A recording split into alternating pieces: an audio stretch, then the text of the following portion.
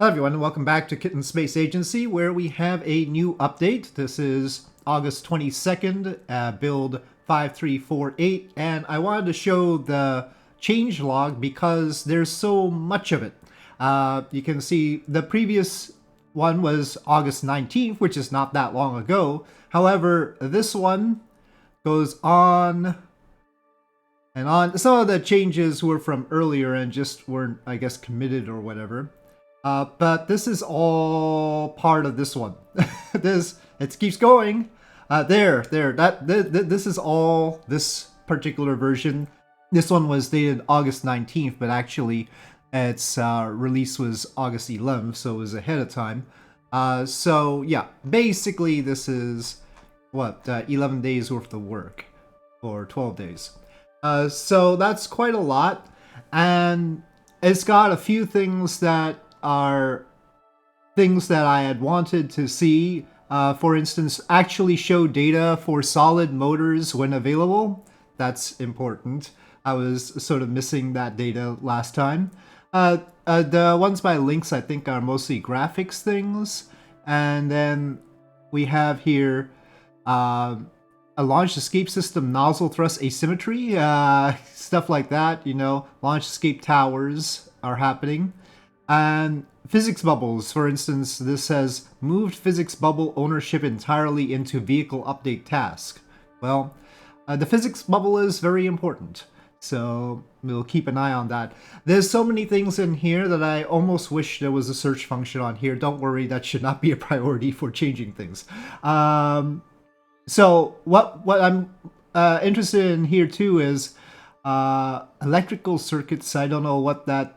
We've got batteries here, apparently. It's probably better just to see it in practice. Added kitten swimming animations. I'm sure people will love that. The kittens can go out now.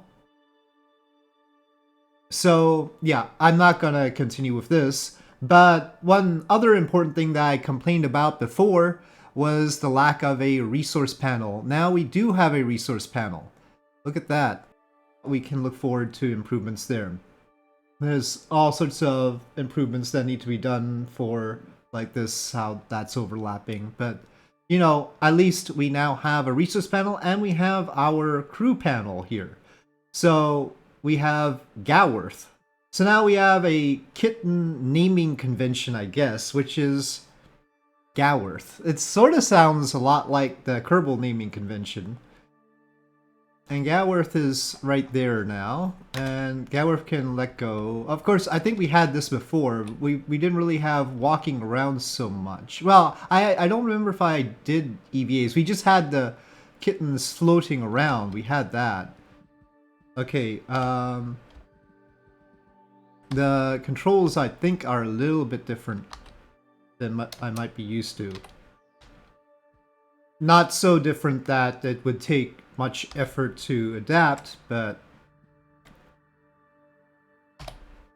okay. So kittens can go out. We have kittens listed. And it looks like that's the field of view on here. There you go. I don't know if that, neck.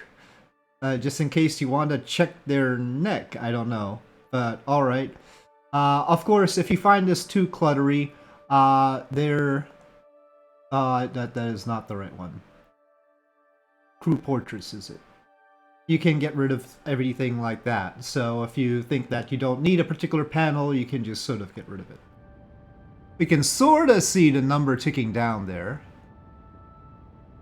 I wonder if the devs use a much bigger monitor than I do, because I'm just at 1920 by 1080, regular full HD. I don't use 4K monitor or anything like that. So probably things get a little bit more cluttered on mine than on your average devs. I'm trying to resize this thing. Maybe you have to resize from this direction. Nope, this side. Oh, no. Nope, I can't. Oh, no. Okay, that changed it very... Okay, there we go. And while I was messing around with that, we had a camera change, but we're not on escape or anything. And now the city tags are much more prominent, but I'm not too sure I want that. Actually, the subtle way is probably better. We could still see it, but having the background there, it's too obtrusive potentially. But of course, we could probably get rid of them somewhere around here. So not a huge problem. So where are we using? Okay, we're using resources there. The thing is, we have a core stage here in this previous one, but the core stage seemed to have drained first. That's not good. And we don't have the ability to move propellant from one tank to another. Of course, that probably would require fuel lines between them or something like that. Unless the decouplers have fuel transfer already, which... Oh, I don't even know if these are on decouplers. Oh, well, they have a... Well, that's an interstage. No, I don't think they're on decouplers. I didn't make this graph, so I'm trying to figure it out here. Anyway, it's draining that one now. When off, nothing can draw propellant from this tank. So we could turn the tanks off like that. We can adjust the fuel flow like this. But I do prefer the using of numbers for fuel priority instead of this furthest to and all that business. Yeah, there's engine-based fuel flows system, but having the fuel priority on the tanks themselves is preferable to me, I think. Oh, we do have electricity. I don't know if anything drains electricity.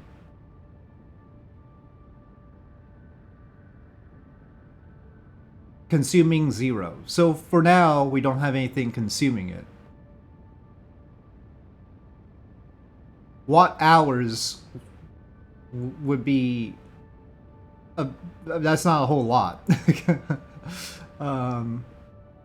Visuals are, of course, nice, but I think I just wanted to highlight some of the obvious improvements. I mean, of course, we had that long list, but the one thing that I'm happy with is that we have the resource panel. I was complaining that we didn't have any way of tracking our mod propellant before, so I actually ran out of mod propellant at an inopportune time. Though with the engine gimbling, we can always sort of get around that. We can see our Kerbals, the Kerbals can get around, and let's take a look at the situation with the SRBs. We have a launch escape system here. We've got this nose cone, so we've got a lot of new parts here. And the SRBs do indeed have their stats now. We can see the ISP, the thrust, and all that business.